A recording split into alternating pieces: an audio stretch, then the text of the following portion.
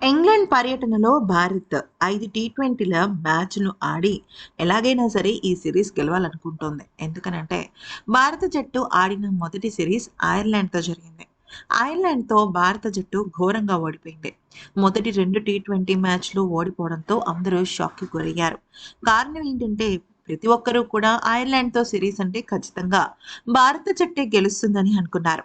కానీ ఐర్లాండ్ జట్టు 2 మ్యాచ్‌ల్లోనూ వరుసగా గెలవటం భారత జట్టుకి చాలా పెద్ద ఎదురుదెబ్బ. అయితే ఇక ఇప్పుడు శ్రేయస్ అయ్యర్ కెప్టెన్సీలో టీ20 జట్టు ఖచ్చితంగా తమను తాను నిరూపించుకోవాలి అంటే ఇంగ్లాండ్‌తో జరగబోయే ఈ సిరీస్ అంటే రాబోయే మూడవ టీ20 మ్యాచ్ నుంచి 3, 4, 5 ఈ 3 మ్యాచ్‌లు వరుసగా గెలిస్తే తప్ప భారత జట్టు నిరూపించుకునే స్థానంలో లేనట్టే. ఎందుకనంటే మొదటి మ్యాచ్ దురదృష్టవశాత్తు మన భారత జట్టుకి వర్షంతో ఆరంభమైంది. వర్షం కారణంగా ఆ మ్యాచ్ రద్దయింది. సో, మిగిలింది 4 మ్యాచెస్ మాత్రమే సిరీస్ డిసైడింగ్ కోసం. దాంతో ఖచ్చితంగా ఇప్పుడు ఏం జరగాలి అంటే, ఈ మ్యాచెస్‌లో అంటే ఈ 4 మ్యాచుల్లో 3 మ్యాచ్‌లు ఖచ్చితంగా భారత జట్టు గెలిచి తీరాల్సిందే. శ్రేయస్ అయ్యర్ సారథ్యంలోని టీమిండియా ఆశించిన స్థాయిలో రాణించలేకపోవడంతో హెడ్ కోచ్ గౌతమ్ గంభీర్ కఠిన నిర్ణయాలకు సిద్ధమయ్యారు. సిరీస్ ఆశలు సజీవంగా ఉంచుకోవాలి అంటే జూలై 7వ తేదీన అంటే రేపు నాటింగ్హామ్లో జరగబోయే మూడవ టీ20లో గెలుపు ఖచ్చితంగా అనివార్యమవ్వాలి. అయితే ఈ నేపథ్యంలో జట్టులో భారీ మార్పులు చేసేందుకు కూడా గంభీర్ వ్యూహాలు రచిస్తున్నాడు. ఖచ్చితంగా ఈ యొక్క వ్యూహ మార్పుల్లో రవి బిష్నోయ్ మీద ఖచ్చితంగా వేటు పడుతున్నాయి. అయితే నిజానికి చెప్పాలి అంటే ప్లేయింగ్ 11లో చాలామంది మార్పులు, చేర్పులు చోటు చేసుకుంటారు. భారత లెగ్ స్పిన్నర్ రవి బిష్నోయ్ ఇటీవల కాలంలో పరుగులు నియంత్రించడంలో ఘోరంగా విఫలమవుతున్నాడు. అయితే ఇంగ్లాండ్‌తో జరిగిన రెండో టీ20లో ప్రత్యర్థి బ్యాటర్లు అయిన బౌలింగ్‌ను చీల్చి చెండాడారు. అయితే ఇక 4 ఓవర్ల కోటాలో ఒక్క వికెట్ కూడా పడగొట్టకుండా రవి బిష్నాయ్ ఏకంగా 60 పరుగులు సమర్పించుకున్నాడు. ఈ పేలవమైన ప్రదర్శన కారణంగా మూడో మ్యాచ్‌లో తన పైన వేటు పడడం దాదాపు ఖాయం.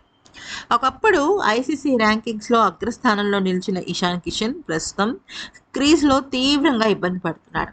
అయితే ఐర్లాండ్ పర్యటనలో నిరాశపరిచిన తను ఇంగ్లాండ్ పైన మొదటి మ్యాచ్‌లో ఖాతా తెరవకుండా వెనుతిరిగాడు. రెండో మ్యాచ్‌లో 49 పరుగులు చేసినప్పటికీ తన జిడ్డు బ్యాటింగ్ కోసం ఏకంగా 40 బంతులు ఆడాడు. దాంతో ఇక ఈ ఫార్మాట్‌కి ఇషాన్ కిషన్ సరిపోతాడా? లేదా? అనే దానిపైన కూడా చాలా అంటే చాలా ప్రశ్నలొస్తున్నాయి. అయితే మరి ఇక ఇప్పుడు రవి బిష్నాయ్ స్థానంలో ఎవరు రాబోతున్నారు అంటే యార్కర్‌ల కింగ్ అయిన ప్రిన్స్ యాదవ్. ప్రిన్స్ యాదవ్ ఖచ్చితంగా రాబోతున్నట్టు తెలుస్తుంది. అయితే ఖచ్చితమైన మార్పు ఏదైనా ఉంది అంటే రవి బిష్నాయ్‌ని పక్కన పెట్టేసి అతని స్థానంలో మంచిగా యార్కర్‌లు వేసి దడదళ్లాడించిన ప్రిన్స్ యాదవ్ అయితే రాబోతున్నాడు. ఇది ఆల్మోస్ట్ శ్రేయస్ అయ్యర్, గౌతమ్ గంభీర్ ఇద్దరు కలిసి తీసుకున్న అద్భుతమైన నిర్ణయం అని చెప్పొచ్చు. అయితే ఇక హాఫ్ స్పిన్నర్ ఆల్రౌండర్ అయిన వాషింగ్టన్ సుందర్ గత కొన్ని రోజులుగా తుది జట్టులో స్థానం దక్కటం లేదు. ఇంగ్లాండ్ సిరీస్లో మొదటి మ్యాచ్ తర్వాత తనని పక్కన పెట్టేశారు. ప్రస్తుత జట్టు సమీకరణాలు, గంభీర్ వ్యూహాల ప్రకారం మూడవ టీ20లో సుందర్ బెంచ్కే పరిమితమయ్యేటట్టు కనిపిస్తున్నాడు. అయితే నితీష్ కుమార్ రెడ్డి గాయపడడంతో జట్టులోకి సూర్యాంశు షెండే రావటం జరిగింది. కానీ తను అవకాశాన్ని సద్వినియోగపరచుకోలేకపోయాడు. ఐర్లాండ్ పైన ఆడిన మ్యాచ్లో బ్యాటింగ్లో ఒక పరుగు మాత్రమే చేసి బౌలింగ్లో ఒక వికెట్ లేకుండా 25 పరుగులు ఇచ్చాడు. ఇక నాటింగ్హామ్ మ్యాచ్లో జట్టు మేనేజ్మెంట్ అనుభవజ్ఞుడైన శివం దుబే పైన ఎక్కువగా మొగ్గు చూపే అవకాశం ఉండడంతో ఇక ఈ అబ్బాయికి చోటు దక్కడం కష్టమే. పేలవమైన ప్రదర్శనతో ప్రసిద్ధ కృష్ణ కూడా అవుట్ అవుతున్నాడు. ప్రసిద్ధ కృష్ణ లైన్ అందుకోవడానికి శ్రమిస్తున్నాడు కానీ తను ఆశించినంత ఫలితం దక్కించుకోలేకపోతున్నాడు. ఇక ప్రిన్స్ యాదవ్ అయితే కన్ఫామ్గా జట్టులోకి రావడం ఖాయం. కానీ మరి ఇక రవి బిష్నాయ్తో పాటుగా ఇంకెవరినైనా తీస్తారా అంటే ప్రస్తుతానికైతే క్లారిటీగా కనిపించట్లేదు. అయితే రెండవ టీ20 మ్యాచ్లో కనుక మనం చూసుకున్నట్టయితే ఇక్కడ వైభవ్ సూర్యవంశీ ఎంట్రీ అనేది నిజంగా చాలా అంటే చాలా ప్రత్యేకం. అయితే ఇక ముఖ్యంగా చెప్పాలి అంటే 14 పరుగులకే ఔట్ అయిన తను దేశానికి ఆడడానికి కోసం జీవిత కాలం కలగా తను వెయిట్ చేస్తూనే ఉన్నాడనమాట. నిజానికి తనకి చాలా అంటే చాలా చిరకాలమైన ఒక కల. 15 ఏళ్ల 99 రోజుల వయసులో ఉన్న వైభవ్ సూర్యవంశీ జట్టులోకి ఎంట్రీ ఇచ్చాడు కదా! అయితే సంజు శాంసన్ స్థానంలో తను రాబోతున్నాడనమాట. గతంలో మాస్టర్ బ్లాస్టర్ సచిన్ తెండూల్కర్ పేరిట ఉన్న సుదీర్ఘమైన రికార్డ్‌ని కూడా ఈ బీహార్ కుర్రోడు బద్దలు కొట్టేశాడు. అయితే ఈ మ్యాచ్ ముగిసిన తర్వాత మ్యాచ్‌కి ముందు మ్యాచ్ జరుగుతున్న సమయంలో అంటే తన బ్యాటింగ్ అయిపోయిన సమయంలో తను చాలా అంటే చాలా ఎమోషనల్ అయిపోయాడనమాట. టాస్ ఓడి బ్యాటింగ్‌కి దిగి అభిషేక్‌తో పాటు వచ్చాడు కదా! వచ్చిన తర్వాత ఆరంభంలో ఇబ్బంది పెట్టే ప్రయత్నం అయితే ఇంగ్లాండ్ బౌలర్లు చేశారు. అయితే కాస్త తడబడ్డారు గానీ అటాకింగ్ మైండ్ సెట్ వదలలేదు. ఆర్చర్ వేసిన బంతిని మంచిగా అద్భుతమైన స్కూప్ షాట్ ద్వారా ఫైన్ లెగ్ మీదుగా సిక్సర్‌గా మలిచి అంతర్జాతీయ క్రికెట్‌లో మొదటి పరుగులను ఖాతాల్లో వేసుకున్నాడు. అంతవరకు బానే ఉంది కదా!